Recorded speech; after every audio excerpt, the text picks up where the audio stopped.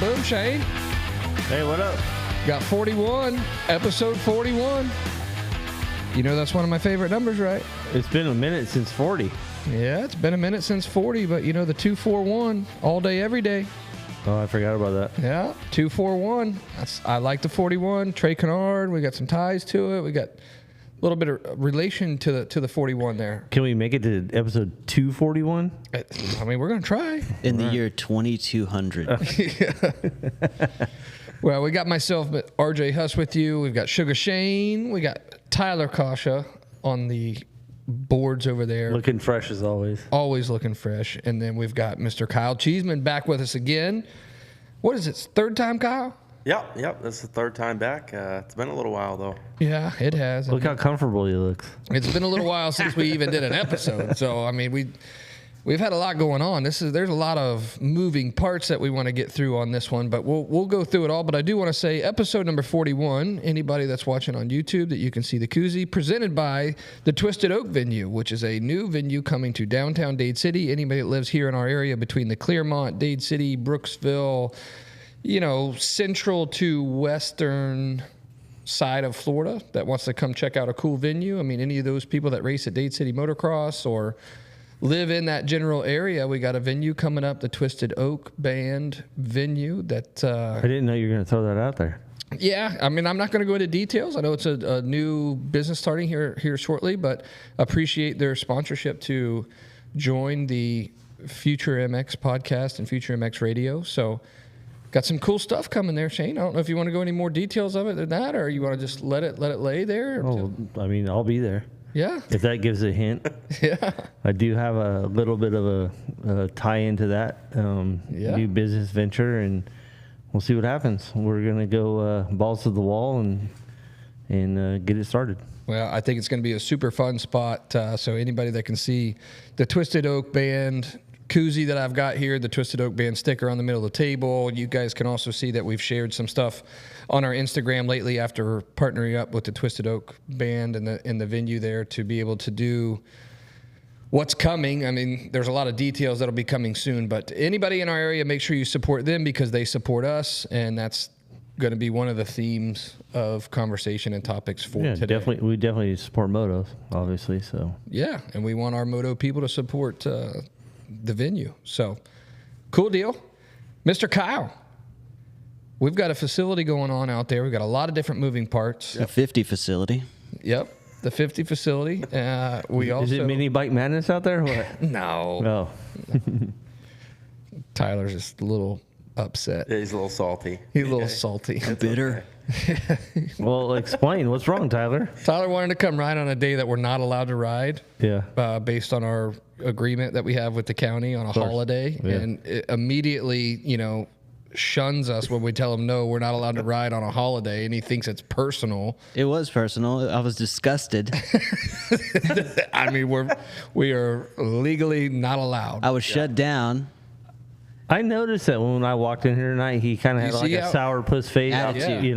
Little rust underneath the chin. He was like, "What's up, Sheen?" And I have nothing to do with it. Yeah, Shane has nothing to do with it. All I'm doing is watching lap after lap of 50 riders being schooled out there. I'm tired of it. There ain't no damn way there's 50 riders out there. Some guy named Seth Dennis out there trespassing. It's the only big bike I've seen. He probably jumped a fence. Yeah. But no, I'm sorry about that, Tyler. Didn't mean to get into your... I'm glad we aired that out first thing. Didn't want to get into your feelings, but apparently we did. I could see him standing over on the, the other side of the fence, dressed up like the Whoop Monster from, Minnesota. Just standing there to where, nobody could see him. And just binoculars. With a long reach lens on his camera, taking pictures. Taking notes and You told me I wasn't allowed to ride today. Why is this guy allowed to ride today? Hey, who's out there? Who have you given permission to ride? I was like, Tyler, it has nothing to do with that. Like, we literally are not allowed. It's part of the reason why we haven't had an episode in so long, because it's taken 2 months to get him back. To get him back. Apparently, he's not a law-abiding citizen. Memorial Day was that was a dark day. Apparently, that's that holiday's off limits. So anyway, I'm okay now though. I appreciate it. I'm glad to be back. I'm glad to see everybody. Yeah, we talked about doing a Yamaha National out there, but we won't get into the details of that. just for him. Yeah. And he's the only one that shows up. Well, anyway. Kyle, you used to ride Yamaha, right? Yeah, I did. Yeah. Yeah. So Everybody's owned a Yamaha, Tyler. not you. I have. I bought A TW200 don't count. I had a PW50. I had a YZ125 when I was in the military. Really? What year? Brand new. I bought it from that. You probably had a purple one. I bought it from that El Cajon. They used to have a team actually. Yamaha of El Cajon in San Diego. I used to ride with Billy Laninovich at El Cajon Speedway. There you go. Yeah. Is he the one that's? I mean, not with him. Like we didn't go Is that together. the one that just made the Yeah, he tried main to. this Yeah, year? dude, we're the Yeah. same age, okay? Yeah. Old bastard. Old guy alert. It was me and Billy jumping over my head the whole time. Yeah. Well, update on the facility. A lot of moving parts out there. Oh, a ton. Kyle just got AC in the gym. Yes. That's Soft. That's fancy. Yeah, I did get an Instagram message from Tyler calling me soft. Says the one who doesn't work out in 150 What do you degree mean? gym. Air conditioning in a gym? Yeah, I guess that's soft. Oh. I've just Yeah. become Coming from Tyler. If you don't Yeah. have a Okay. heat stroke One of while the you're ground working out, floor- then you're soft. Yeah. one of the ground floor members of Future MX has become its biggest critic, apparently. And it's just jeering from the backside. Yeah. Just It is kind of soft, though. That holiday really wrecked us. Yes, it did. it's just been nothing but hate comms ever Yeah. since. I mean, everything I put, if there was a dislike button on Instagram or Facebook, he would be hitting Yes. it every time. Every time. It is kind of soft, though. Do they? Well, so like Of course.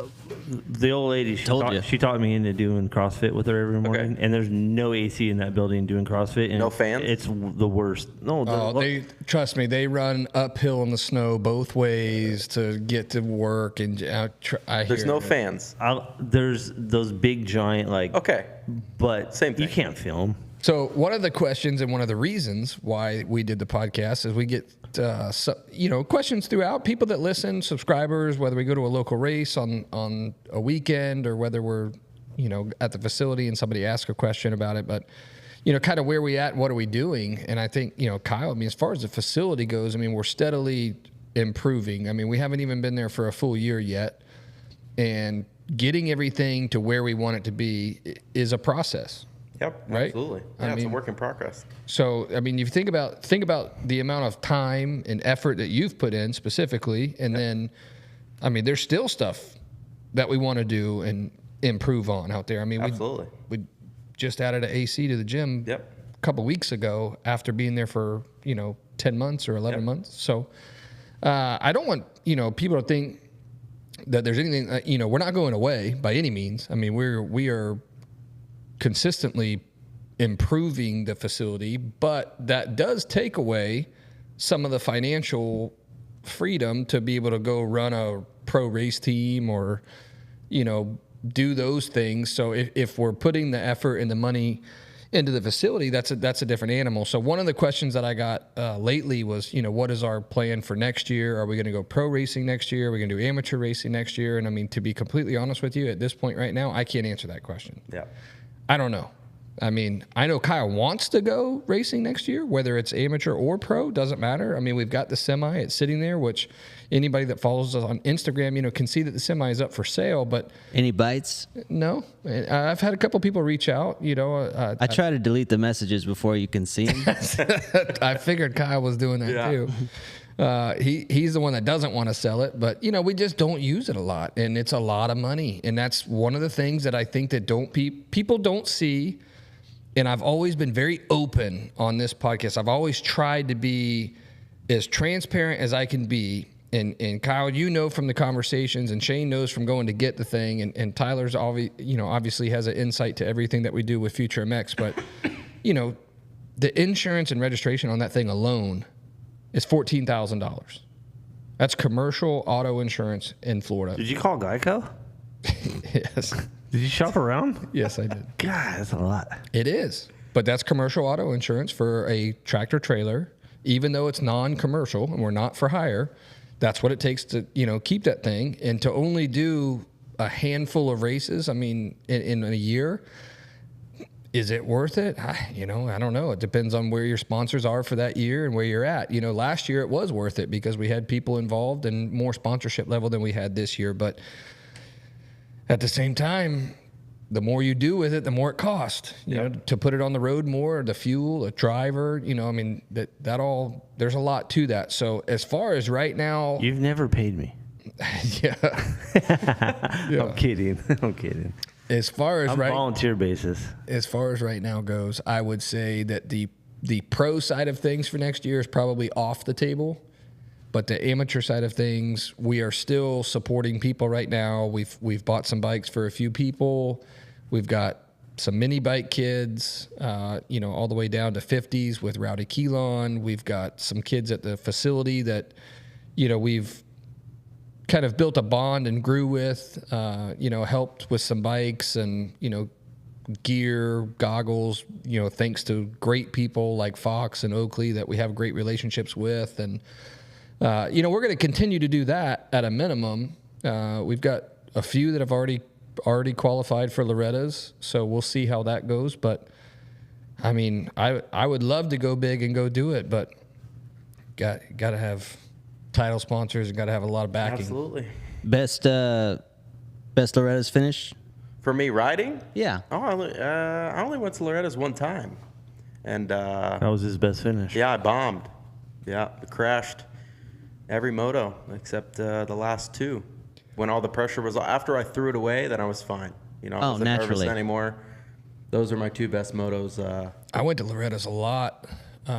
Never as a rider, but the beer tent. How was your best finish? We were pretty good at Champions of the Beer Tent. Pretty sure you were with me on one of those. I was. Until I started whispering. We finished strong.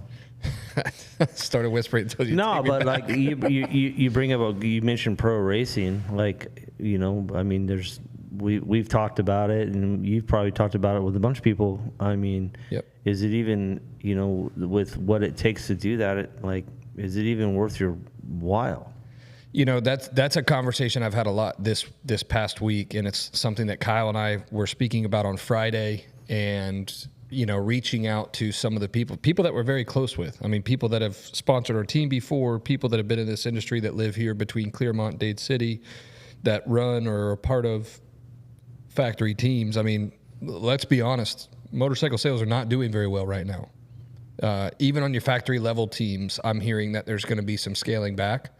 And I'm not going to speak on specifics because I don't want, I'm not here to create rumors, but just having conversation with some of those, people, I'm hearing that there's going to be some scaling back even on the pro side as far as factory teams. And then on the privateer teams, it goes to the same thing. And, I'm going to be the first one to say, and Shane, you were right there with it, but we got in trouble by calling out some things that we did on this podcast on a previous episode. Let's back up. I'm never in trouble. All right. I might get my hand slapped or, people make phone calls and say, oh, you shouldn't say that. But you know what? The last time I checked, this is my mentality. The last time I checked, this is America. And if we have a platform and I have an opinion, I'm going to say it. And I fully agree and fully support it.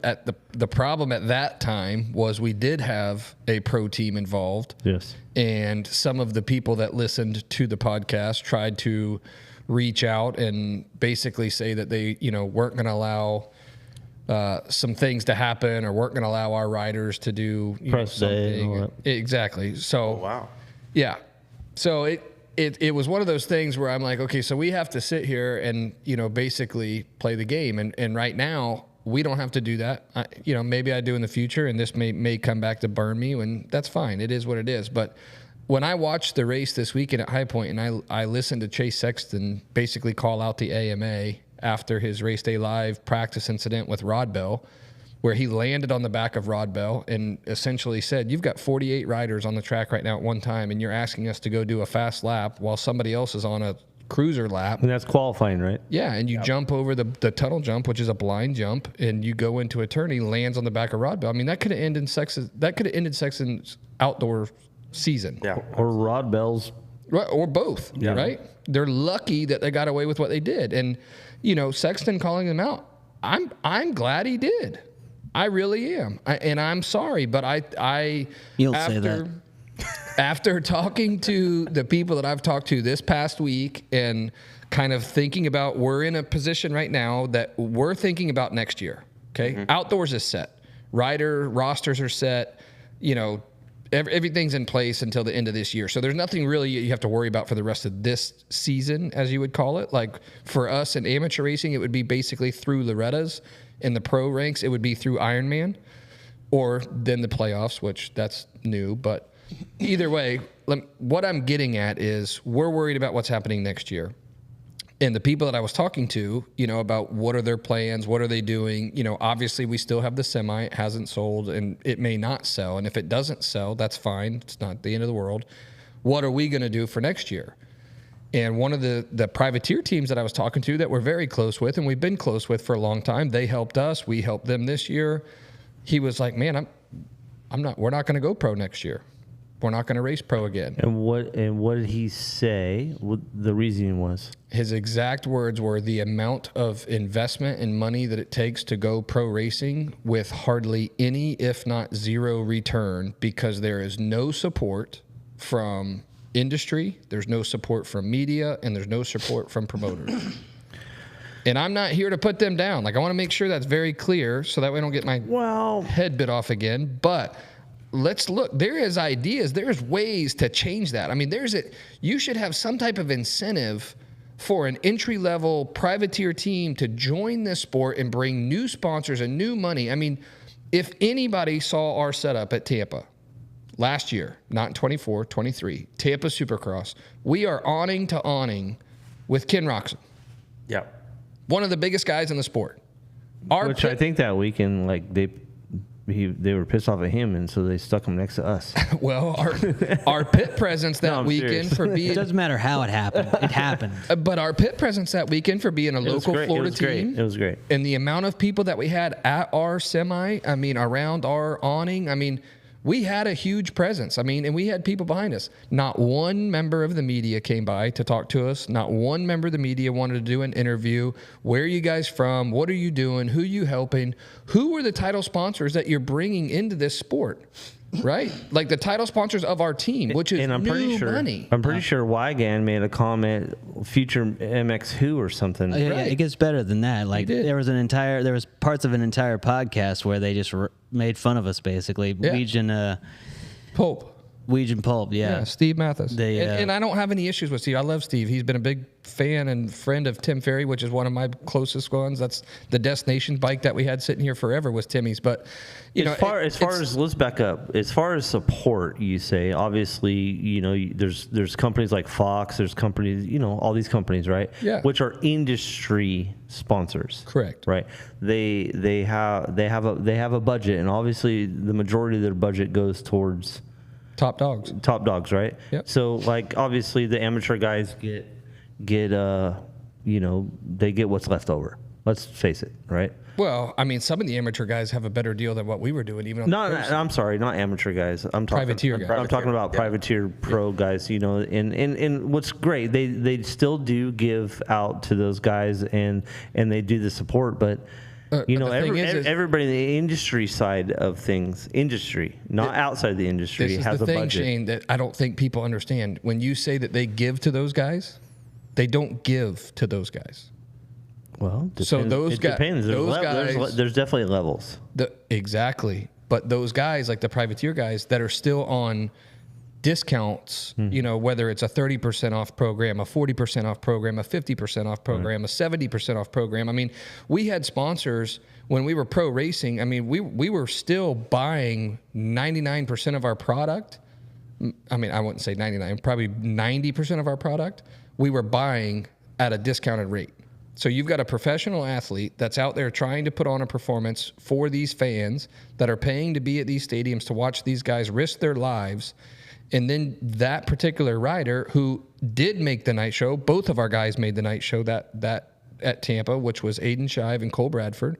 Both of them made the night show. Mm-hmm. Both of them were still buying gear. Yes, it was at a discounted rate. Buying parts, buying bikes, buying whatever, paying for their entry fees, but getting zero exposure. That money to buy that stuff is where anybody in the world has the freedom to find outside industry sponsors to help pay. We went to outside industry sponsors and brought in multiple people outside. I mean, we had Morgan Stanley Financial Group. We had, which was a great friend of mine, Bo Parton. Yeah. Thankful for him for jumping in. We had the Boat Ramp Bar and Grill, which was in Hernando Beach. Here's a perfect example. Why would that show? Like there's 17 rounds of Supercross. Yeah. There's a lot of dead space in that air. Why would you not take 3 minutes out of your 4-hour-long or 3-hour-long show and take 3 minutes and say, I'm going to go talk to the team owner or team manager. I want to hear about where you guys are from, who your title sponsors are, because I'm going to tell you as the team owner and team manager, hey, we've got one of our title sponsors, Boat Ramp Bar and Grill out of Hernando Beach, Florida. Anybody that lives in that area or in that vicinity, please go support him because he supports Moto.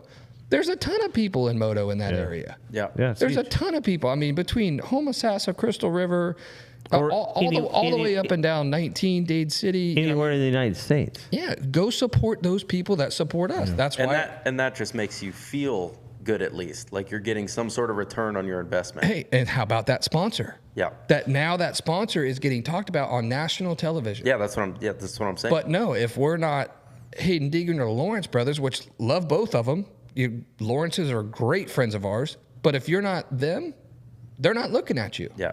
And it's like, to me, there's some simple ideas, and I wish they would listen, but I feel like they're like, nope, it's our way or no way. We've tried that. It's not going to work. We're only worried about selling memorabilia and tickets, which means you only need to worry about the Lawrences. But if you could take 3 minutes or 5 minutes out of your 3-hour episode and focus on one privateer team at each round of 17 rounds, that's huge. What does that tell you? To me, this is my opinion, and this might start a conversation, right? Yep. That tells me that obviously they want to fill the gate, right? So they want to. They don't have any problem filling the gate. The gate's never been an issue. No, I know, but they want, like, what do you do? I mean, we were talking about F1 earlier. Do you want it just to be factory racing? That's essentially what it's going to be. Or because it gives me the feeling by this conversation right now that they're more concerned about collecting the entry fees and filling the gates versus exposing everybody that has a team, whether it's factory, privateer, whatever, giving exposure to them. I don't think they're really in the exposure business. They're more so, and obviously they're more so in exposing their business by putting up posts on TV of rocks and crashing in the whoops. Right. And promoting their business through that way. I don't think they're going to promote their business by talking to privateers. They're not. But you can't tell me that they can't, out of a 3-hour I can't tell you. night show. I totally agree with you. A 3-hour night show that they can't spare 5 minutes out of this moto or muck to moto or like a privateer showcase. Where they talk about the girl that's just learning to ride. Like, have you ever watched the Kawasaki Science of Supercross? No, I can't. That takes up 5 minutes. Yeah.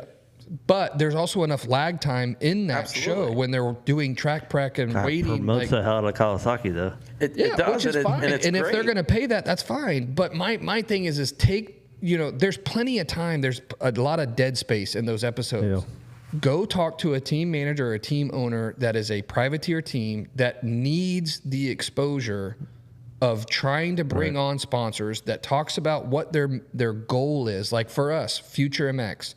Our goal would be to give someone a future in motocross by helping them get to the races and then move on from our team as a feeder team to a bigger team. It's very similar to what HBI just did with Ty Masterpool. Yep. But the thing that upsets me the most about this weekend at High Point, Masterpool sits on the podium twice and doesn't say a single word about HBI. And I'm not knocking him. He's in the moment. I mean, trust me, he's got a lot of things going on.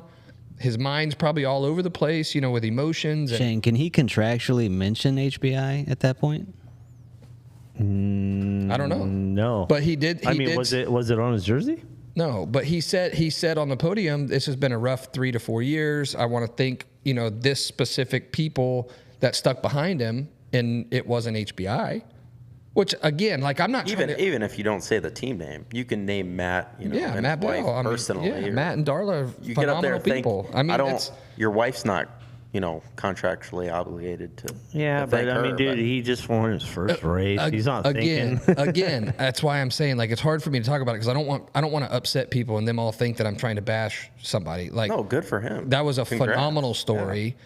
I mean, I was there in Lake Whitney when the situation happened with Jesse. Like, it's a phenomenal story, but at the same time, that's the exposure I'm talking about. It's like here you have HBI and Matt Bell that have just helped him the entire outdoor for last year, Supercross this year. He gets the opportunity with Mitch. He goes and he rides extremely well, has a great race, and he's up on the podium and he doesn't say a single word about these teams that helped him get there. Yeah. Well, he's on Pro Circuit. He don't remember you. Yeah. Well, unfortunately, that's the problem I have.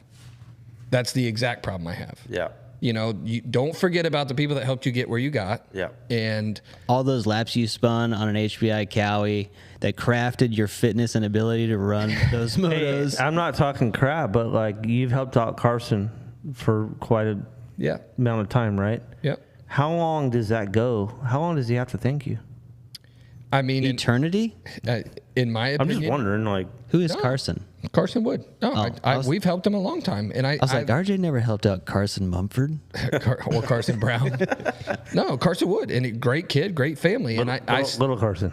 Yeah, little man, probably the fastest mini ripper out there right now. But listen, we're talking about like 2 weeks versus 2 years. Yes. And my thing is at the same time, you're talking about professional racing and you've got an opportunity here with somebody that gets to the ranking that they did and will not come back and say, hey, I want to thank the guy that helped me the past 2 seasons. Yeah. Like that's upsetting to me. And that's one of the reasons why I don't care to do it again. And I know Kyle wants to. Kyle wants to have that semi at every round next year. But for me, like if I can't get... I don't know about the pro thing. Yeah. I'm kind of with you on the pro thing. If I can't get somebody that's going to, accept and acknowledge what we did, whether it's on social medias or whether it's continue to share our stuff after we've helped, them for years, like it just takes the wind out of my sail. As a privateer, the rate of return, like you said, is never going to be there. That's the conversation I had with Matt on Friday after Kyle and that's what this conversation's all about. It's you're putting so much into it and you're getting very little to zero return, but the problem at the same time is you're getting no help. The only way the promoters, the media, the only way you are is if you find like some crazy rich dude, title sponsor or company, right? Mm-hmm. And you actually put up top 5s in the pro, then you're going to get attention. Yeah, but I mean, the only way you're doing that is, if you're a huge money. Yeah, Star Yamaha like Bobby Reagan or a David Eller with Phoenix Honda that can go out and get, a Ferrandis or whatever. I mean, that, for us and what we're doing, that's unrealistic. Right. But I do think that there's ways, like you think this whole 15 minutes halfway through the race, 15 minutes can save you 15% or more, right? So Geico just got a plug from us on our show. Geico didn't send me anything for doing that. But at the same time, use that 15-minute mark to go back and look at the 15th place rider in that race at that time and follow him for a half a lap. Talk about who he is, where he's from, what team he rides for, and who his title sponsors are in that half a lap, which would take on an outdoor track, minute and a half. Gee, you're way off, dude. You're way off. You're talking about, this is the big time, okay? This is where green Kawasaki's and red Hondas ride. All right.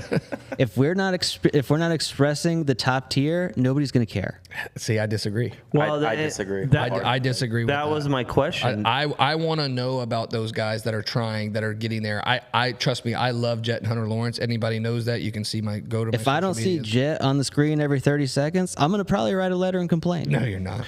No, that's my next question for everyone, really. And this is a unique sport, right? It's not F1. It's not NASCAR. It's not whatever. Elite. So, But if you want to get it there, why don't you follow some of what they're doing? Elite already. so No, should it's they? not. So, It's not even close. should they make the sport into just elite and not have privateers? I mean, trust They me. already There's, pretend like it. there's a lot of different things that they can do because you could do the charters, just like NASCAR does with the charters, where you're guaranteed to be in a main event every single Saturday night. The charter thing. There's so many different ways that you could look at this with ideas, but Yeah. I feel. And this is, my opinion. I don't mean to go on a rant right now, but it's upsetting because of the amount of money that we've put into this sport and I know how that feels. the amount of people that we've helped. That Remember Memorial Day talk? Well, I told you never get a rate of return on any of it. Well, I mean, he did say that. I think you do on the amateur side because like you go to Gatorback, right? Yeah. And you help out a lot of kids, and they're winning races or they're doing really good or whatever, and like there's a lot of exposure for you there. Yeah. That is a different level than the pro side because the exposure on the pro side is the factories. But that's the problem. yeah, I know. That's what I'm Exact saying. problem. Is like if I know you that's the problem. ever want to grow your sport and you want new money with new sponsors with more semis in the paddock like we had, don't push us out You just got to. because that's exactly what happened. Yeah. But here's the other problem. They'll just keep coming. But do When- they? when you pull keep out- looking at who's folding. I mean, when the but more and more people do it. is good, there's more people at the races. That's a good right? point, Kyle. That's a good point. When there's more people, when the economy's doing well, there's more people there. But when you look at things turning down, one of the teams that I talked to last Friday that is currently racing pro did all the Supercross rounds and all the outdoor rounds, will not be racing next year at all. Ourselves, Future MX. We had a pro team East Coast Light Supercross last year. We did some outdoors, but not all of them. We were trying to do it this year, but it's just not feasible. At this point, pro racing for us is out of the picture for next year. Yeah. So now you've got two potential teams. I mean, one with a full-on 53-foot featherlight But semi. why would they care? They don't care. The gate's always going to be full. My problem is I'm with you, but I see Shane's point too. Like, I would love to fix it, but you would have to get everybody on the same page. Hey, listen, I was about to bring up a point, and you brought up a good point. So, like, all the years I was in pro motocross, right? All the years all these riders have talked about this rider union, and nobody will band together to do it to protect themselves because obviously Union. yes. Yeah. Yeah, I've heard about this. This has been a topic for I a don't while. think it's ever getting brought up on anything, but none of the damn riders will, or their agents or whatever, will ever band together on this. But the promoter selling T-shirts with your likeness on it, right. and you might get a small percentage of it or whatever. But if the amateurs get to a point, or not amateurs, the privateers get to a point, just stop going. Yeah. Well, that's what's just stop happening. going and see what happens. They're not. It's just. But they won't. It's a love, though.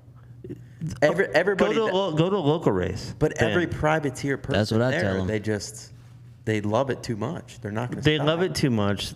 Yeah, but the people that are funding it, the people that are doing it like we did, the riders that we are supporting that can't afford to go, they're not going to go if we don't go. And that's the same thing that's, some of the teams that I'm talking about right now that we're probably not going to be there next year. Yeah. Those riders that are on that team right now, I feel bad for them because they're not going to go. Yeah. And if the sport would help us and either kick back some TV package money or do an incentive for more exposure for a new, like let's say a team that's within 3 years of being in the series, a little extra attention exposure onto them, then I have something I can go sell to a sponsor. Absolutely, yeah. I can't go sell a sponsor right now when you're putting me the furthest away from the paddock where nobody wants to see and walk all the way back there to it. Yep. I get zero media coverage or media attention. Nobody's calling me to do an interview. Nobody's putting me in Racer X, which I mean, nothing against Racer. I'm not knocking any of them. I'm just trying to tell you my point. Like, if there was more support for privateer teams, there would be more privateer teams. I would still be racing pro today if I had more support. I agree, but there's or exposure. Still, Both. Yeah. Both. It goes hand in hand. The more exposure you get, the more sponsorship you get. Yeah. If you're not getting any exposure, what's a sponsorship? Well, it's hard. It's hard to go find a sponsor and you can sell them nothing and put a package together and be like, hey, we got this much exposure last year. Well, actually, you know what? I want you to give me money, but we got zero exposure. Yeah, it's a hard sell. The only thing I can offer them right now is a rolling billboard going down the interstate. Yeah. A 53-foot billboard going down the interstate. That's the only thing I've got because the TV's not covering me. The media's not covering me. I mean, nobody's calling to do, an interview or put me in a magazine. And it's like, and they're like, well, we let you write. We let you write press day. Yeah. How much press did you get out of that? Almost didn't. There was not a single. They almost kicked us out. There was not a single camera. It was 6:30 in the morning, and there was not a single media outlet there. Yeah. True story. And I don't care how mad people get at me about that. Dude. You're done. You're when canceled. we went there for the 6 a.m. press day, we were bringing the bikes out of the lift gate at 4 in the morning. You've been warned, and you're not abiding. To go inside. I just heard knock at the door. It's fine. It's the truth. It's the truth. And we don't have a pro team right now, so cut me off and don't ever let me be in the industry again. That's fine. But hold on. There was not a single person in the media, not a news channel, anybody out there for that press day. Yeah, they're covering accidents on the freeway, bud. Apparently. The weather. Yeah, it's just a never-ending, fight, though. Because like I said, I see it from your standpoint because, we're friends. We've seen this operation. I've seen you try to do this. Yeah. So I care for us because we love it and we want to be there. But for their standpoint, why would they care? There's going to be 30 kids next year with rich dads that are coming out of amateurs that'll just pay them. Yeah. Just pay for their kid to go. And honestly, the parents, like the parents that are obviously putting out, and, the fast young kids, they have support, right, from a lot of the factories. But the money and the sacrifice that they have to put out, they should realize once you get to that level that, like, if you're not at the top at that level, it's over and nobody really gives a crap about you. Yeah, they still love it. I know. It gets them 160 likes on Instagram. They love it. Well, and that goes back to the same thing. That's a lot of money for all Kyle and I were talking dude. about on Friday, though, is like the only way that you're going to do it as a privateer team is either be a pay to play, which is somebody that pays for a ride, or you're going to have somebody that is got a kid that's huge money and they're going to be a title sponsor of your team. Yeah. And I'm not trying to be rude. That's the truth. But even pay to play, there's some expectations by the person that's paying. Depends on how much you're paying. By the person that's paying. What do you mean? There's expectations. Like if you pay to play on a team, right? Yeah. Like if I paid you, say, $80,000 a year to be on your team. Yeah. Like you would expect that semi to be at every round. It better be. But it would be. It better be legit. Yeah. You paid for it. It would be. Yeah. $80,000 ain't gonna pay for it.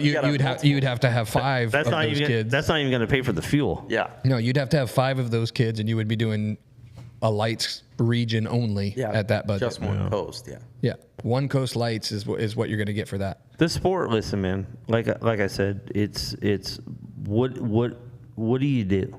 Like, would you rather see the sport just be like F1 to where it's like Mercedes versus, McLaren, and there's only like these top guys and you watch racing? I love F1, and I wouldn't mind seeing that. Without beating around the bush, that's all it is right now. It is. Like they're only putting the camera on Deegan, on Why Pro does everybody Circuit, like F1? on Lawrence, on Sexton? Dude, because it's so freaking like badass, like engineering wise. But that's a different conversation. I hear a lot of people say like, "Oh, F1." If you have to have like a little cheat code to pass somebody, I don't think it's very cool. It's just cars, right? Yeah.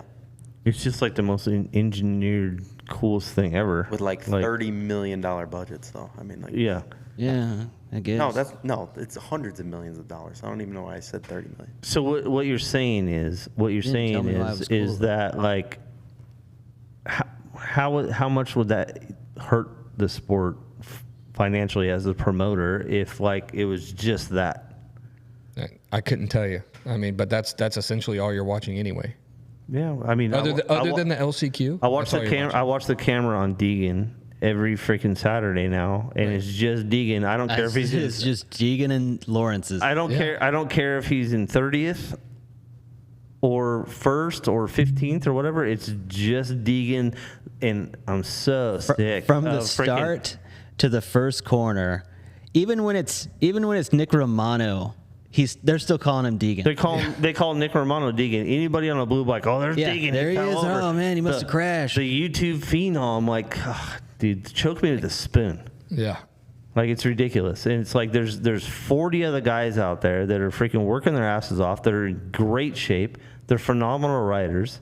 And that's just at the pro level. Yeah. And it's the freaking Deegan show in 250s. And it's like, poor Hymas. Like, the dude's out there crushing it. Yeah, having some of the best racing that he's had in but the last 2 weeks in his entire career. While Hymas is making a pass for the lead or whatever, they're focused on freaking Deegan. Danger board tongue out Deegan. Yeah. Like, keep your tongue in your mouth.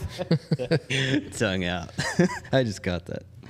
When he's on the podium and he's paying homage to his dad. Listen, dude, he's a phenomenal rider, but like, yeah, dude, take that kid to school. But here's the thing, though. Like, I don't understand why the sport thinks to shove that down our throat. I don't understand it either. Somebody makes that decision. The whole field of riders, especially the privateer guys, probably have the most fans because they're all locals. So they have big local markets. Yep. Like, everybody knows Deegan, everybody knows the Lawrences. Of course, they're great riders, and we are fans of some sorts. But if you see your hometown guy, like a future MX guy, right, you know, that all of Florida is watching. That's why we had such a big crowd in Tampa. That's huge. Yeah. No, dude.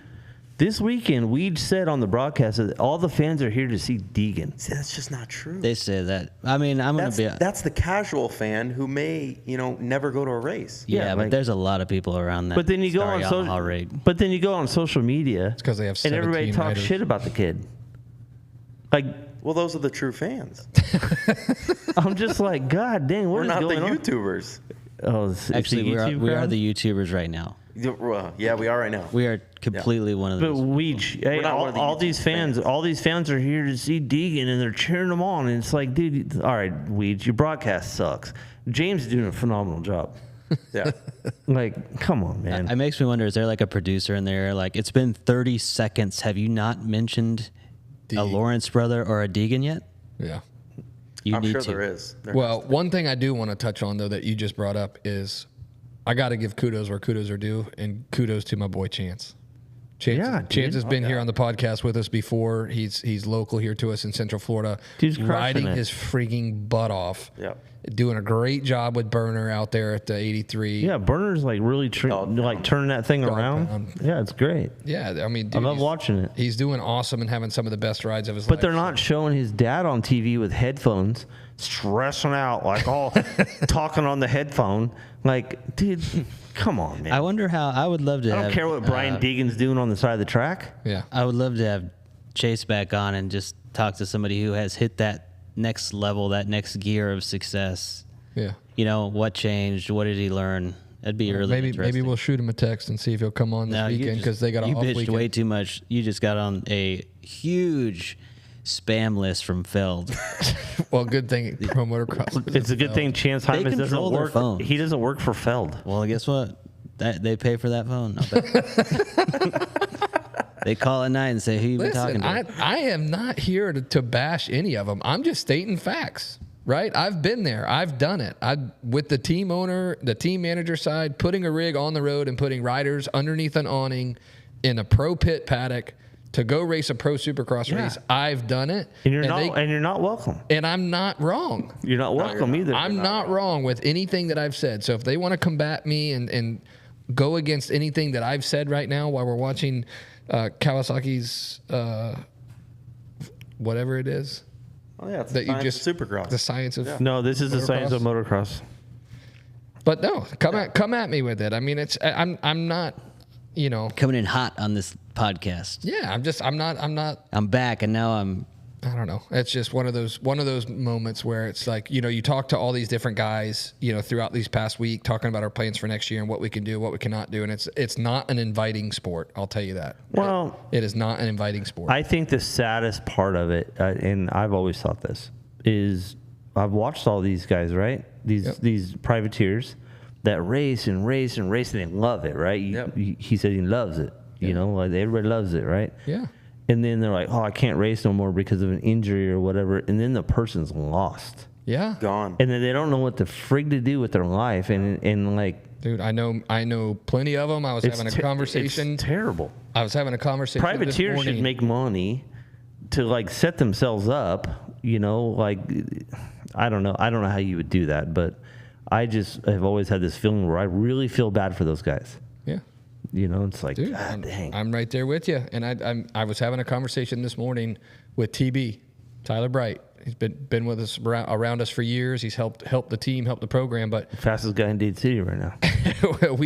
we were having a conversation with him this morning, and it was just the same thing you talk about. As you look at these privateer teams they're trying, they're putting so much effort and money out there, and I mean there's other semis in the paddock out there that we all know that went to the LCQ this weekend. Some of them didn't even make it through the LCQ, and some of them did, and it's like, why, you know, what are you doing? You know what I mean? Like it kind of just goes back to the same thing I felt at the end of last year. It's like, you know, we're putting all this effort in and we talk about little to no reward back. I mean, the only joy that you really get is watching the riders that you've helped go out there and make a night show or, you know, make it into the night program. Like that's about the joy you get because you're not getting any other exposure anywhere else. Yeah. So that's what you get out of it, and you got to be either satisfied with that and spend a whole bunch of money to go do it, or you fold up. Yeah. Well, then you should be UNICEF, and it should just be a charity. That's a 501c3. We'd be better off being a 501c3 than we would be being an LLC. Look at this guy with his freaking IRS terms. Yeah, that's very true. Technical. It's true. Hands down, that's the way it should be. I've seen some other people float this idea. It's actually been years. Multiple people I've heard, but like an onboard cam with these riders. Yeah. So you could go on and, you know, pay a subscription to watch a certain individual rider from their view. Oh, kind of like how NASCAR has radios that you can dial into every driver. Yeah, but like it'd be a camera on each individual rider that you could pay a subscription and watch from their view in live time as they're racing, just kind of on their chest or something, on their body. And that could be another form of... Like Moto OnlyFans. Yeah. I just don't think there's going to be that many people that want to watch the guy, you know, in 18th place. Really? Cameras immediately roosted over. So. Yeah, I mean, I think... You're fighting your own argument then. No, that's why I'm telling you is that's what they focus on. If they put a camera on Aiden, you don't think all of Dade City would pay $10 to watch it? There's a chance. No, I do not. There's a chance. It depends. Absolutely It depends. they would. It depends on the price. $10. $5. I don't care. Name your price. Depends on the price point. Yeah, you need an all-access pass that's going to give them access to any rider. They can swap around. Well, that's expensive. Or any rider on your team. Ooh, yeah. Do it for your team. Yeah. Right? So if your team has, you know, Aiden, Shive, Cole, Bradford, Ty Masterpool like HBI did, then you can ride. You can pick from any three of them. Yeah. Boom, go. Hardy. It's just Slade. a way to get, you know, more revenue in and, you know. Yeah, and then it goes to the team. So Yeah. the team can continue to stay alive and put fuel in the truck and function. Yeah. You know, I mean, dude, that's an ongoing battle. I could talk about this. If anybody wants to talk to me about it, just message me on YouTube. Instagram. I'm not calling you about this at all. I will talk about this for hours, and I'm not gonna continue to run this into the ground. Again, I'm gonna be very clear. I was not here to bash anybody specifically. Promoter, I don't need anybody calling me, telling me that I've it's just ideas. kicked out. I bashed Weege, but oh well. Well, and I have nothing against Weege. Shane is never in trouble. I will say, when Weege figured out the Master Pool to HBI thing, he was very good about plugging HBI. For them. He did. He kind of messed it up. Well, he had to. And I saw on Twitter, Matt, you know, wrote him on Twitter. Yeah. And they kind of figured it out. And then Weege was a big advocate of plugging HBI. When he went to HBI. No, Yes. But this past weekend at High Point, they only mentioned it one time in both motos. Yes. They mentioned HBI once. Yeah. Other than that, all they said was privateer Ty Masterpool gets a ride with Pro Circuit 4 days before round one. Yeah. No, let's talk about the truth. Yeah. You know, and they didn't put it out there. They want to have a story. They want to have drama. Yeah. Again, I'm not knocking Weege. I'm not knocking any of these guys. I'm telling the truth. Yeah. So you can be as mad at me as you want to. Well, it's just an opinion. Well, it's my opinion. Yeah, exactly. He had to blow up HBI last year in 450 outdoor because Ty was homeboy was freaking leading races. Yeah, he was killing. Yeah, but he could have just said privateer. Well, He was very specific, and he was plugging He should HBI, have. and he should have. Yeah, and that's why HBI put the money out. They did Yeah. go get Ty. Yeah. You know, I mean, that's Just to get it ripped away from you. well. But That is listen, such a motocross thing to happen. but listen, I mean, Rip it away. future MX. That's the exact thing that I would want to happen. That is I agree. that is the exact goal. thing. That's the exact thing that happened with Carson Wood, and why I am proud to say that we helped him get to the spot that he is right now, riding for Monster Energy Kawasaki. That is my exact goal. I did it with some previous guys. Colin Park was one on our episode, one of our early episodes that we've had on here. RJ Hampshire has been on one of our episodes before. I helped those guys between myself, the iMoto days, my dad, with whatever we were doing. We were helping those guys. I mean, gear, parts, bikes, money to go to races, whatever it would have been, and help them get to the next spot in their career. And I agree with that, but at the point that it happened to HBI with Ty, you can't act like that doesn't hurt. Oh, To line yourself up I don't know. for a full season, and the first round, your top dog gets plucked from you. He's gonna call and just be like, "Yep, no, see ya." I disagree. Really? I think that Matt and Darla Bell are probably sitting at home, smiling ear to ear, For Ty. knowing that they got him to the point that he For is him to have personally, that, yeah. to For have- him, yes. and I agree with That's that. the type of but people as they your are. Team venture, Yeah. Again, That- yes, that hurts. yes, it probably takes some exposure away from the team. a lot. Definitely, right? He's a main. I mean, he was a top 5 450 guy. Top 10. correct. So But what you're saying is that they did exactly what they wanted to do Yes. by helping him get to the next level, good and for he them. got there. And what he did this weekend was phenomenal. Yeah. Mid Great story. I mean, So what you're saying, I mean, maybe what you're saying is Shane McElrath 8 never showed him on TV this weekend, by the way. only the interview on the start gate. That's it. But Why? Why'd they need to show him? he was got running 8th. 6th. He got 8th, probably his best finish at the whole Yeah, season. but anyway, and he's not a privateer. But so what you're saying is that shouldn't be allowed to I'm not- to no. mid-season be plucked because unless you become a free agent or the team lets you go. Like, should there be a motocross draft I will say to where this. you're under I contract? will say this, and this is probably Well, they signed a contract. Controversial. For Ty, for HBI, that was their goal, and it worked out best for Ty. So good for him. Yeah. But I think there should be some sort of, maybe from Cowie to HBI, hey, we'll give you a parts allowance of this much, or hey, we'll give you some kickback. We're going to pay you for your free agents. This was your guy, Yeah. and we're just pulling him away. Yeah, I agree with that. I mean, even like we're talking about, team sponsors. Yeah. Hey, we got this guy who's looking like he's going to be top 10 in 450 this year. And now they're all the bummed. exposure is going to be this, and all of a sudden you have to explain to those sponsors, sorry, you got ripped away. Our exposure isn't, Yeah, I could see that. it's going to be cut. Your exposure is not going to be near what it was. Yeah. I mean, if you have Ty on a 450 out there getting top 5s or top 10s, the HBI's exposure is through the roof. Yes. Right now, Pro Circuit's exposure I mean, is through the roof. you could have looked at their Instagram following last year when they did this with Ty. yeah. They exploded Yeah. because of that move that they made. Yeah, So smart have move. that ripped away. Yeah, I think I'm with Kyle. This And is look at complete the garbage. exposure this weekend on PC, getting a 300th win. Yeah, The interview with Mitch after Yeah, Moto 2, he's where the Mitch is savior. in tears talking about Mitch's dad passing away.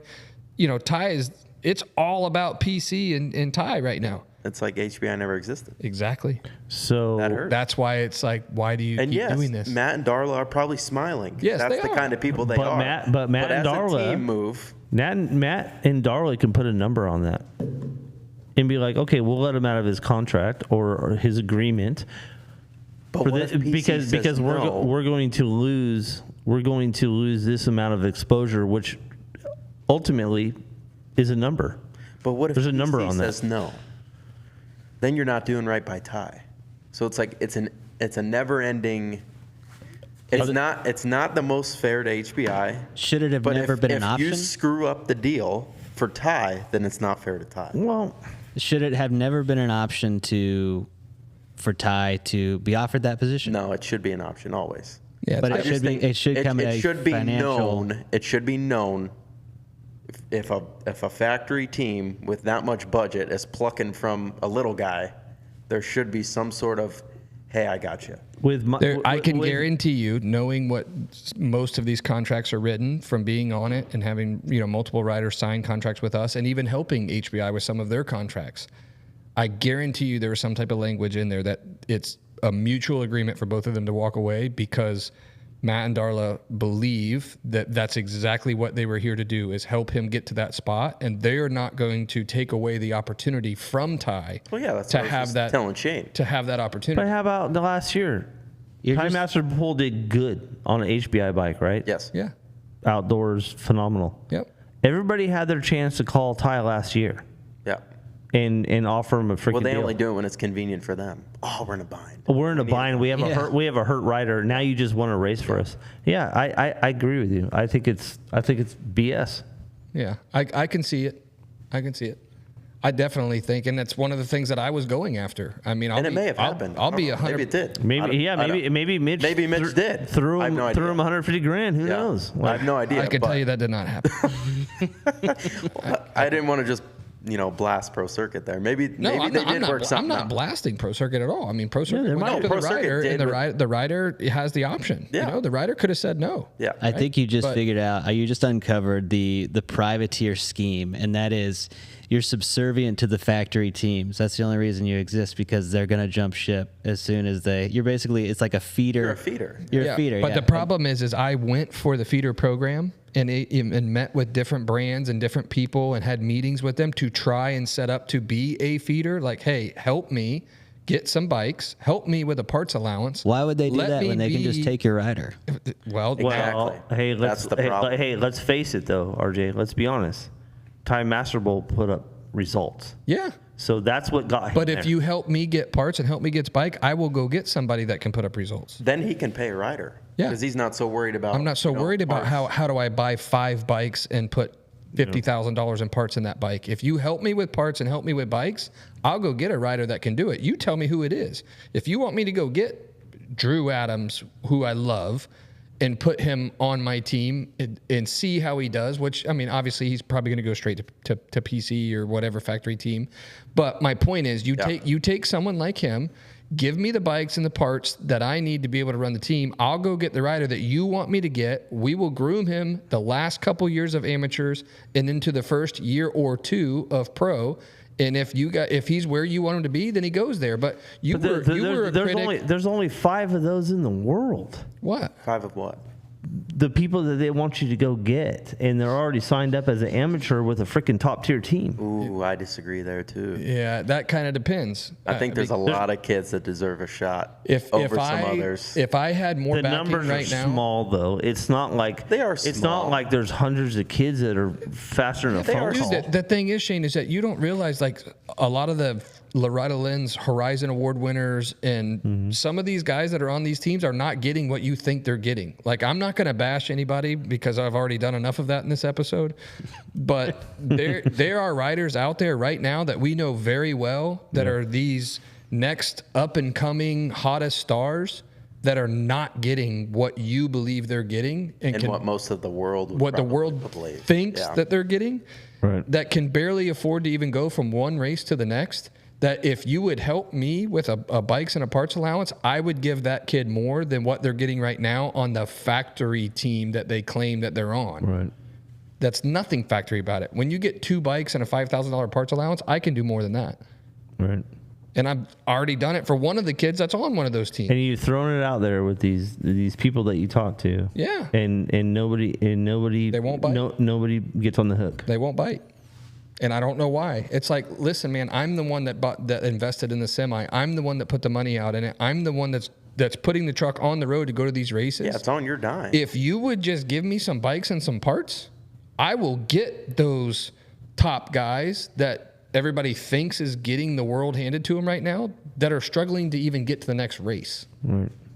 Yeah, Like- but I don't like your name. Exactly. So just make fun of that on the podcast. And now I just, bashed everybody and nobody's going to help. So, no, it's just that's that's how I feel. No, I think the truth just needs to be said. And that's exactly what I've done. I'm not here to put anybody down or cause a problem or cause a riff. I'm here to tell the truth because I've been there. Hey, you had a list of stuff to talk about. We've gone through most of it. Oh, good. Okay.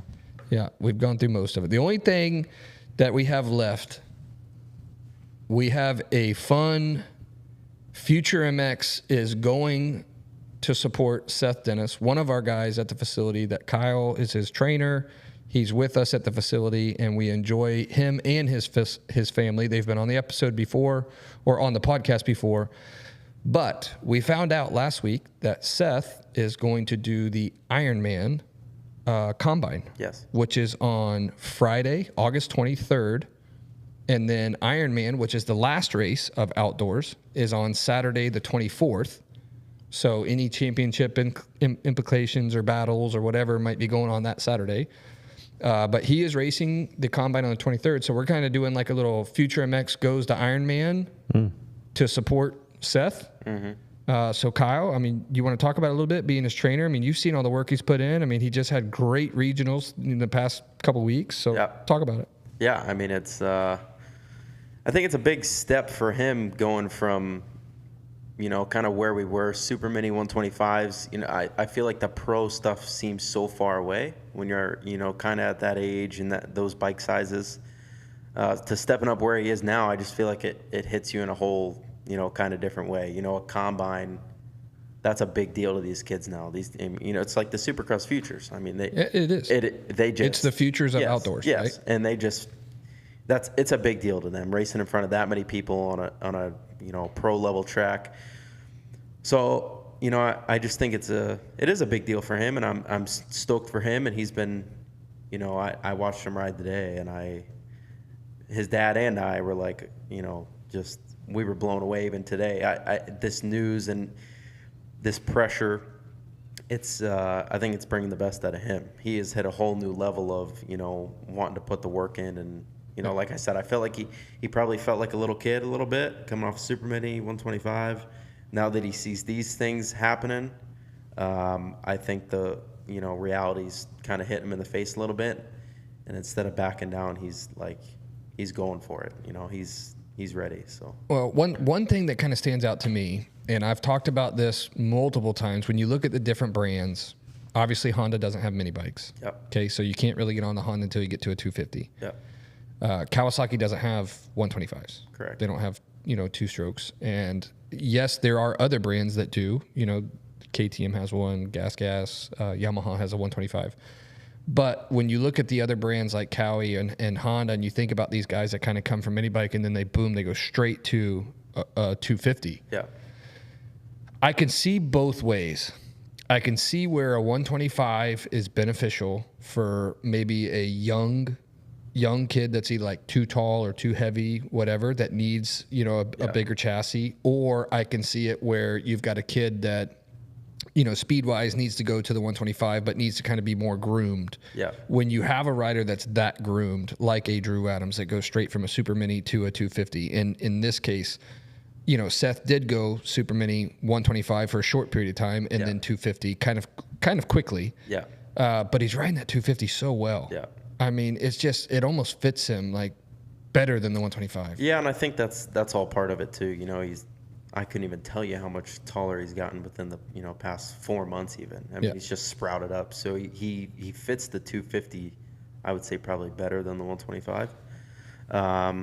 But yeah, I think you hit the nail on the head. It's a rider, you know, to rider basis. I will say, if you have a good Super Mini, they're definitely faster than 125s. Yeah. 100%. Yeah. So that alone is hard for these kids to get off these Super Minis that just rip. Right. And to get on a bike that goes slower. Yeah. It's a little bigger, so it handles a little better, but it's slower nonetheless. Yeah. So I think that's a struggle for a lot of them. But now the combine thing is where they gain like a professional racer coach or whatever at the outdoors. Yeah, like Burner and Chad. Yeah, and they like kind of create a team. It's not really a team. Well, not a team, but the coach has like individual guys, and then they coach them through the weekend. Yeah, I think they did last year. Yeah. Yeah, I think there was like 4 coaches or something. Yeah. Yeah. It's kind of a cool program. Yeah. Yeah, Burner won a few of them last year. Yeah. But it's going to be fun to see that, at Ironman 2 being the last round of the outdoors, any of those tight championship battles, which we hope to see as fans, right? We hope that there's one, but, not that I think there will be at that point, but it'll be fun to go and see. But kind of doing like a little Future MX is going to Ironman on behalf or supporting Seth, because that's going to be his first combine. And I kind of like the first big race after Loretta's, right? Because Loretta's at the beginning of August. It's only 2 weeks after Loretta's. Yeah. So that'll be fun to see and kind of go up there and cruise to do that and enjoy and do it for the gram for Tyler. Is Tyler going? No. Wasn't even invited. Well, that was a sore subject. What's the date on it? You're not invited to the track either. What's the date? I just show up here. Ironman 24th. Well, the 23rd, August 23rd is Friday. That's when he's actually racing the combine. Is Friday, and then the 24th is Saturday. That's the final round of pro outdoors. So we are flying up on Thursday the 22nd, and then watching Seth and supporting him. Obviously, Kyle's training him, so he'll be there on the 23rd, and then watch pros on the 24th, and then fly home on the 25th. So if there's anybody out there that'd be interested in going and wants to, support the Future MX event or weekend, feel free to reach out.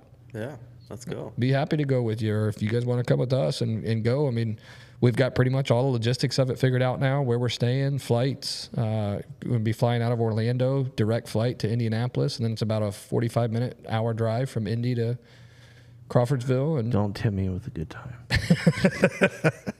Like I said, by the end of this episode, you'll be going. Yeah. No, so anybody that wants to go, feel free to reach out. We could probably put a little package together or something, for somebody that wants to go and fly up there and do it and turn around and come back. So it's going to be a quick trip up Thursday, watch him Friday, pro Saturday, and fly back Sunday. Yeah. But outside of that, any thoughts on the outdoors stuff, Shane? I mean, obviously. It's honestly been, I felt bad for that kid, Phineas. Yeah, Phineas' bike blew up. Yeah, it's terrible. But no, the racing's actually really been freaking good. Like it's good. Yeah. Like I'm excited to watch, especially the 250s every weekend. It's great. It's crazy. Yeah. Anything for you, Kyle? As far as you don't want to know my take on the outdoors. Do you watch it? Or I don't watch. Yeah, you're like Tyler. Tyler, you don't watch it either, do you? I ain't watched a motorcycle race since Daytona. Kyle, I saw your head looking over there. Because it's sitting right here, but I don't watch. And in fact, I have a hot take for outdoors. I think within the next 3 to 4 years, I think it's going to be a big program shift. I have no inside knowledge on that. That's just my opinion. What do you mean? What do you mean? I mean, don't just drop that bomb and then not expand on it. I don't think it'll be 230s, per class anymore. You think it's going to get softer? Like more supercrossy? I just don't think the ratings and the way the world is going, everything is so fast paced in this world. I just feel like that program's probably going to change. They're probably going to try something different. When the Triple Crown came out in Supercross, people, didn't know what to think of it. They're changing it's been the same forever. And people love it. I feel like outdoor is going to go through one of those changes where they're going to try something different to see if they can pique people's interest. I will say I watched the last round. I almost feel like they need to, though. Some of it. I almost feel like they need to. I mean, dude, watching a 4-hour long... I could not believe the dead time, because I don't watch them. Yeah. I could not believe the dead time. I was trying to sit there with my dad and watch it. Well, that's why I waited until Sunday so I could fast forward through all the BS. In 19 minutes. I was like, what? Yes. Yeah, they want me to sit here and watch. They have a gate drop timer. Yeah, that makes it worse. You watch Modern Marvels. Just show me the privateer teams and you'd pass time much quicker. Yeah. I wouldn't even notice. Exactly. You leave a little clock in my face. I'm like, are you serious? Let's go do some industry insider knowledge of the pits. Let's go roam the paddock and find something to talk about instead of just sit here. The same thing you're talking about, though. Like, they have sponsors and they have to do the commercials, and it is what I'm not. But they're not. Long. They're worried about their own sponsors instead of trying to worry about other teams, like privateer teams, and who are sponsoring those. I mean, when you're bringing new money to the sport and the industry as a whole, if I was a promoter, and honestly, one of the best is our local promoter, Randy. if there's new money wanting to come into the sport, I am absolutely going to be all ears. What can I do? How can I promote you? What can I do to make? Why wouldn't you? He's very accommodating to that. That's exactly how he is, and that's one of the things that we learned from him from growing up racing in this town. And it's one of those things where I'm just like, man, you should take that mentality and say, I want to grow this paddock. I want to grow this sport. I want to go get those guys that are right on the verge of, I want to get into this sport, so I'm going to sponsor a little bit and get in. Yeah, but then when you push me away, now I'm out forever. But if you would have, but if you would have come in and given me the exposure and given me the limelight that I was looking for, I would have gone 5 times further in. Yeah. Right? I mean, next thing you know, I would have had a whole semi full of Time Master. Let's be honest. We go to a pro race, right? I was there, and I heard the conversation. And they walk up to you and reprimand you because of what you say on your own platform as an American. To say whatever the hell you want to say, and they come over and try to slap your hand like your little child. Right. Piss off. Yeah, I agree. When you're spending how much money to be there? A lot of money. A ton. A lot of money. You're lucky to be here. Yeah, that's the mentality. You're lucky to pull into this parking lot that we don't even own. We don't even own it. We're renting it for the weekend. Right. Maybe. Sometimes they get it for free. That's why the schedule sucks. Yeah. But but when you come and reprimand somebody like they're your dad, piss off. No. You referenced Randy. It's like the guy who invented the sponsors cup. Yeah. Yeah, he's going to be the exception, not the rule. Well, and I have learned from him, and I support him in what he's got going on, because I think that he is probably the king of embracing. If there is a new sponsor wanting to come on board and go to the table, we're going to sit here. We're going to listen to what you have to offer, what your budget is. What can we do for you, instead of, hey, let's have this team that's brought all these new blood to the sport and do absolutely nothing for them and turn them away. Because that's essentially what it is. And again, like I said, I'm not sitting here trying to bash anybody. I'm not trying to bash outdoors and pro motocross. I'm not trying to bash Supercross or Feld Motorsports. I'm just being honest. And there is ways to think outside of the box and do it better and grow the sport than what they are doing. That's my point. It's not your box to think outside of, though. And I feel like they're stuck in. You should be entitled to an opinion if you put up the money to pay to play like you did. Yeah. You should get an opinion. Yeah, if you've never done it before, I could see, getting mad at you. But you've been there. And you're telling them how you feel. If I roll into that gate with a 53-foot Featherlight trailer, fully wrapped with an awning out across the street, and spent tens of thousands of dollars. Well, more than tens. Whatever. Hundreds of thousands of dollars to go pro racing, then yeah, we between the group of us, I'm not talking about me individually, but between our sponsors as a whole, that were new sponsors that have never sponsored any team in that paddock whatsoever, and we roll in with the presentation, the semi, ready to go racing. We're right across awning to awning with Roxon, and I don't get a single person that walks in to say, hey, let me learn a little bit about you guys. No, bro, you got yelled at. Yeah, I got yelled at and told that my riders might not be allowed to ride press day. Hey, so what are you saying, Kyle? If I stop watching outdoors on the weekends, my life will be better? Because it seems like you enjoy your weekends. You're like, I just don't watch it. I do enjoy my weekends, but like I said, I just think they're going to go through a change. I think there's a lot of people. See, you're even like me without knowing you're like me, because you wait until it's not live to fast forward, because you know how long. I gotta fast forward through all the BS and all the time. I value my time. I don't want to hear about digging for 4 hours.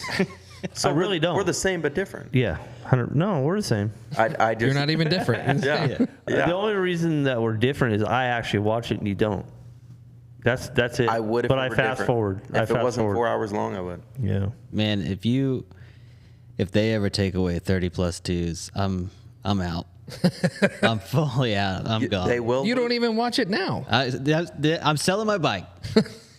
You take out 30 plus twos. That is sacrilegious. You're a liar. That has nothing to do with having the passion to ride a dirt bike. I'd be too disgusted to even twist a throttle. And I don't know if you're being sarcastic or not. He hasn't twisted the throttle on that bike since he bought it 6 months ago. But he's him saying he wouldn't watch. I don't know if he's being honest or not. He doesn't watch. I don't watch it now, so It's not gonna change People at would all. feel like that though, but they wouldn't stop watching. I watch. They could change it, and people would be pissed. They would still watch it. But see, the thing If for me Jet is and Deegan are on the TV, people are watching. I don't care what format it is. agree and disagree. Agree and disagree. don't insult me. I am not a fan of sitting at the TV for 4 hours long to watch 4 motos of outdoors. No, I won't do it. Hey, by the end of it, but honestly, let's be honest. This is my personal feeling. By the end of it, I'm like, God damn, I just wasted my whole damn morning. I could have been way more productive than watching the Deegan show. And that's with fast forwarding it. And that's with fast forwarding it. And like, I honestly want to watch because I want Hymas to kick his ass because I'm a Hymas fan. What if there was a third up. class? There used to be, and they got rid of them. Yeah, what if there was a third class? Which is completely sexist because Wouldn't that make it longer? Hey, what if? Listen, No. I know. There's enough dead time in there that they could put a That's third what I'm moto saying is you or put in the class. third class to reduce the recoup time for the riders. Almost like, you know what I've been watching a lot of? Banana Ball. What the hell is that? The Savannah Bananas? Yeah, Yeah. Banana Ball. They took baseball, Yeah, made he's it another genius promoter. Yeah. He's genius, exactly. genius promoter. Yeah. How do you make the show Entertaining. concise, entertaining, and full of action without feeling like you just blew a whole And afternoon laying on the couch? sell out Fenway Park 2 nights in a row last Exactly. weekend. Yes. I mean, that Fenway Park hasn't been sold out in how long? Yeah. And the Savannah Bananas sell it out 2 nights in a row a week ago. Hey, you The know, guy is a genius, and he makes it entertaining. He's making it about the fans. He's putting it about the players. The players go up into the stands. They're not doing that in Supercross. And you want to complain and bitch about how the sport is not growing. Like, Well, it's do just- something I think about it. Supercross is growing. I could be wrong. I don't know. I feel I like don't- it is. it's just in. It's not growing at a rate fast enough. Like if you compare it to something like the Savannah Yeah. Bananas, or if you put it on one of those elite platforms. yeah. Like if not you, even comparison. But I think outdoor needs that more than Supercross. well, I'm always- honestly, I think both of them need it. Hey. Supercross is more popular than outdoors. I Always saw has I Always saw will a be, post yeah. of this little blonde girl that won the WMX race or whatever. Mm-hmm. Why? Didn't say anything about it was at High Point, right? Yeah. Why? On like a different weekend. been a different day, just like Iron Man is So going to be a probably different Friday. day. They basically have them down to like quad status where they race the same tracks on different weekends. So but why aren't the women included anymore I don't know. Wasn't enough money on in it. television? Like as a race in between the freaking Same 4 hour same thing that Seth is racing. Why is the futures right? Which is during Supercross, it's during the night program. No, I think outdoor should be the same. It's not, but it Why should is outdoors the combine, which is essentially futures of the outdoors? Yeah. Why is that not on Saturday during that 19-minute dead space? Put Well, those, their motos are too long. The combine does 25 plus 2. change it. Change the format to make it fit. Make it work in the schedule. Make what fit? I think It's the combine. online. I think it's that- on Peacock. It doesn't even have TV times anymore. It's its own program that gets recorded That's true. as That's true. Hey, I'm sorry, but I'm lost. What is this banana thing? I'll show you after. Is it like girls in bikinis playing baseball? No. Oh. It's What is an it? it's an It's a baseball entertaining game that's just It's Not taking really baseball. literally taking the country. You can't. So for my own kids, Never heard of it. my son is a huge baseball player. Anybody that follows my personal page on Instagram can see that we just got done doing All-Stars tournament.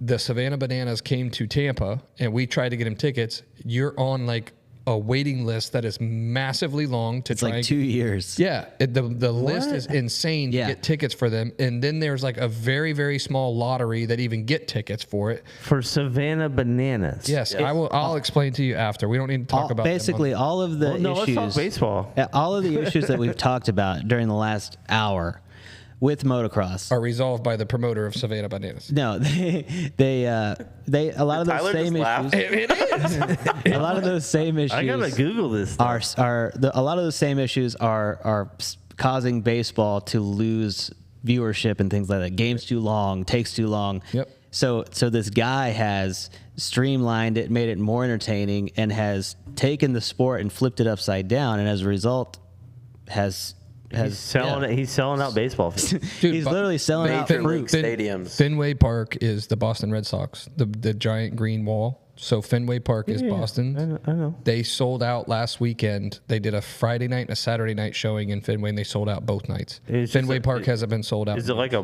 party baseball thing? It is. Yeah, I mean, it's an entertainment. Like, it's a show. So you're playing baseball, but like there's weird rules. Like, if a batter hits a foul ball and a fan catches it, then the fan is now a part of the team, or it's an out. It counts. Whatever, right? So like, there's these different rules for it, and it's 100% fan oriented, Really? kid oriented, family oriented. I mean, it's Never heard of it. Outdoors needs the but same. every sport, in my mind, every sport right now needs someone like that promoter to come in and be a part of it. Because you're losing the traditional way. It's a different world today. And that's the thing I can't stand. Like, even when I was the president of the board that I was on, that you know of, which doesn't matter, but when I brought up changing things, they're like, oh no, we've tried that before. It didn't work. Well, when did you try it? Oh, it was 10 years ago. We're in a totally different world today than we were 10 years ago, Jack. Like, if COVID didn't teach you anything, we're in a totally different world than where we were 10 years ago. Yeah. So if you're going to sit here and tell me that the same thing that you tried 5, 10, 15 years ago doesn't work, you're a closed-minded individual. Well, with Supercross and motocross racing, I've always thought different year, same thing. Yeah. Different years. Cookie cutter. Different years, same thing. Except for Triple Crown. That did mix it up a little bit. But It still, frustrated me the most out of even all with the the Triple years Crown, that I though, it's did still it, the same thing. which, I don't know, 13, 14 years. We'd go to the same track, right? Outdoors especially. We'd go to the same track, no improvements, no like, oh, let's make the paddock better for the fans. No, we're gonna have the fans walk on the whatever, that rock or whatever. Oh, we rocked it. Yeah, that you're getting into a whole other thing. I know, but tracks, like it was always the same. No, I'm talking about the paddock, just like paddock improvements. But that's still on the track owner. That's not on the promoter. But not the promoter, but like I said, it was just the same thing year after year. And honestly, like I got burnt out. I'm just like, it's the same thing year in, year out.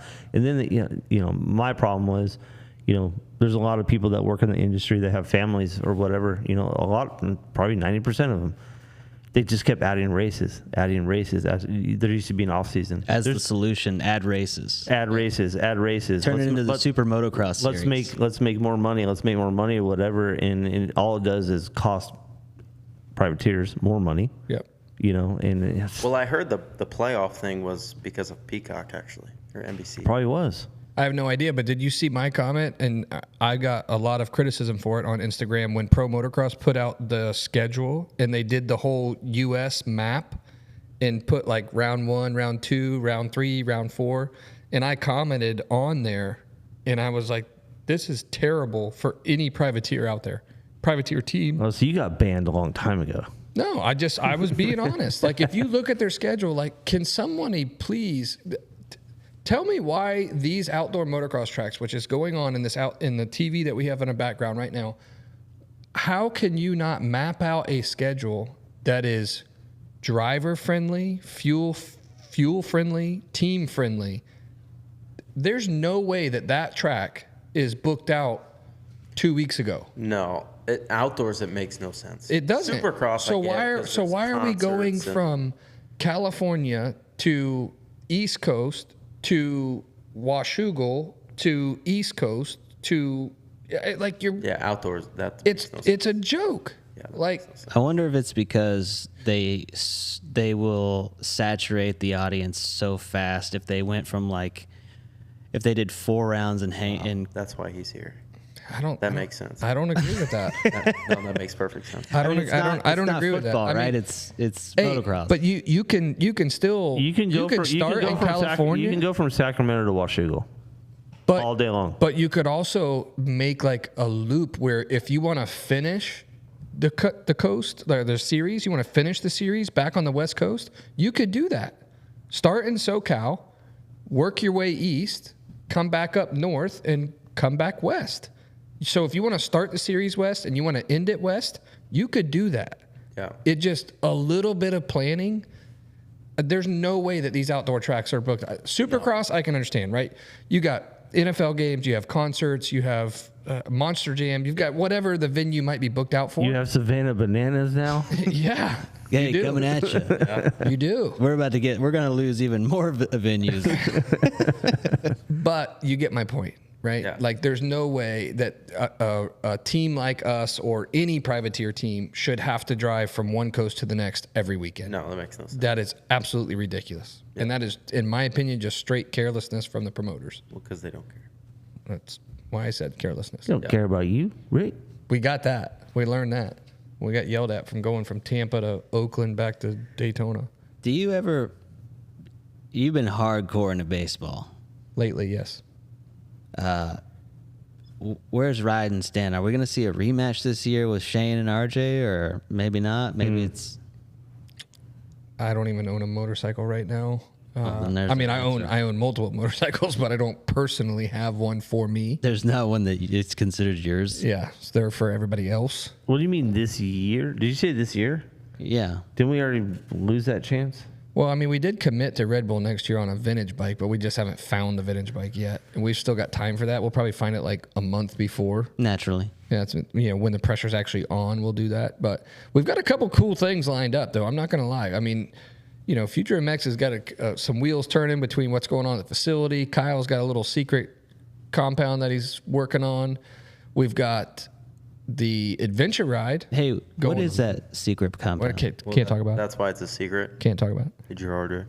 Oh, I can just post pictures on Instagram and not say nothing? Did you hear him? What is that secret compound? Yeah. Yeah. Somebody's going to be We've got real upset if they can't get on it. If you know, you know. Like I said, there's a lot of moving parts going on right now, and I wish I could explain all the details to everything, but sometimes you can't, okay? So you just take that. Well, Just like some guy just like trying to be out there. I'm trying to be on it. Just denial constantly. I'm just trying to start the Twisted Oak venue and have nothing to do with motocross. Well, the Twisted Oak venue coming soon, so that's another thing that's coming up. This is my only avenue, which Shane's never in trouble. So my only avenue. And then we have our adventure ride coming up in September. Doing an Idaho, Montana adventure ride. So that'll be fun. We're going to document that too. That's gonna be. They a did great let time. me go on that one. They just said I had to work. We didn't invite Kyle. But then he gets all bougie. I want my own room. I want,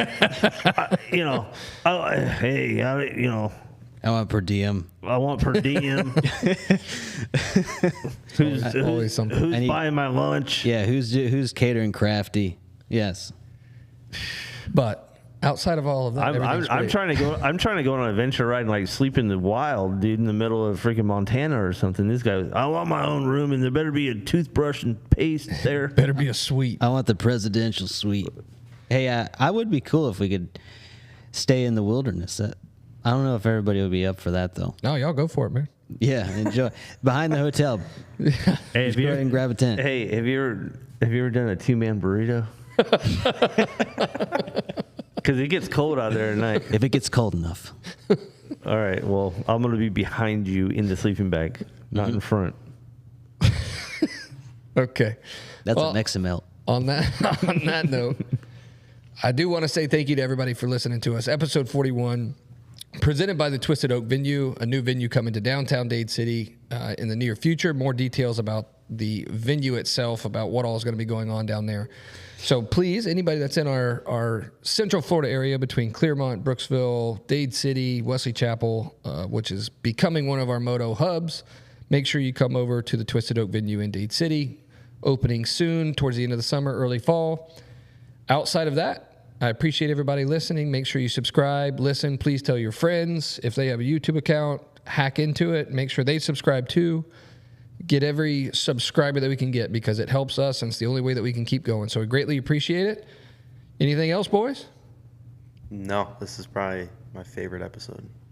Hey. I like hot take episodes. RJ's sorry for whatever he said. I am not. Well, on that note, thank you, everybody.